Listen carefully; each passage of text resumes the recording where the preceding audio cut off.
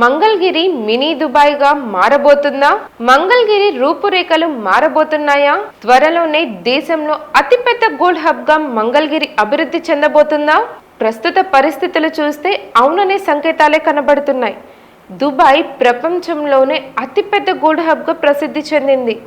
అలాంటి ఒక మినీ దుబాయ్ని మనం మంగళగిరిలో చూడబోతున్నాం అని మంత్రి నారా లోకేష్ అంటున్నారు. ప్రస్తుతానికి భారతదేశంలో అతిపెద్ద గోల్డ్ హబ్ అంటే ముంబై పేరే చెప్తారు. అటువంటి ముంబైకి దీటుగా మంగళగిరిలో జెమ్స్ అండ్ జ్యువెలరీ పేరుతో ఒక పార్క్ ని 60 ఎకరాల విస్తీర్ణంలో రూపుదిద్దబోతున్నారు.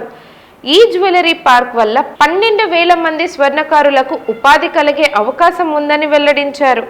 అయితే మంత్రి నారా లోకేష్ సొంత ఖర్చులతో స్వర్ణకారులకు గోల్డ్ డిజైన్లపై శిక్షణ ఇవ్వబోతున్నారు.